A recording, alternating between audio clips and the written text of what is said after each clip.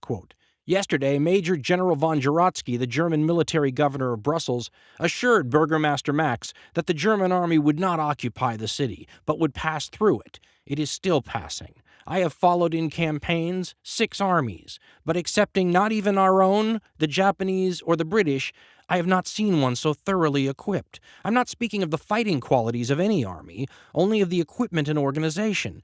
The German army moved into this city as smoothly and as compactly as the Empire State Express. There were no halts, no open places, no stragglers. This army, he writes, has been on active service for 3 weeks, and so far there is not apparently a chin strap or a horseshoe missing. It came in with the smoke pouring from cook stoves on wheels, and in an hour had set up post office wagons from which mounted messengers galloped along the line of columns distributing letters, and at which soldiers posted picture postcards. The infantry, he writes, came in files of 5, 200 men to each company, the lancers in columns of 4, with not a pennant missing. The quick-firing guns and field pieces were 1 hour at a time in passing, each gun with its ammunition wagon taking 20 seconds in which to pass.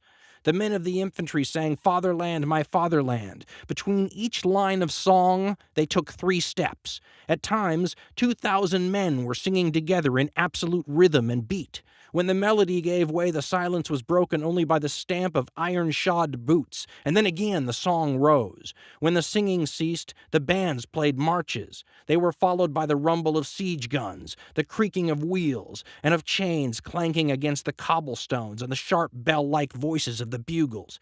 For 7 hours the army passed in such solid columns that not once might a taxicab or trolley car pass through the city. Like a river of steel it flowed, gray and ghost-like. Then, as dusk came and as thousands of horses' hooves and thousands of iron boots continued to tramp forward, they struck tiny sparks from the cobblestones, but the horses and men who beat out the sparks were invisible. At midnight, pack wagons and siege guns were still passing. At 7 this morning, I was awakened by the tramp of men and bands playing jauntily. Whether they marched all night or not, I do not know, but now for 26 hours the gray army has rumbled by with the mystery of fog and the pertinacity of a steamroller. End quote.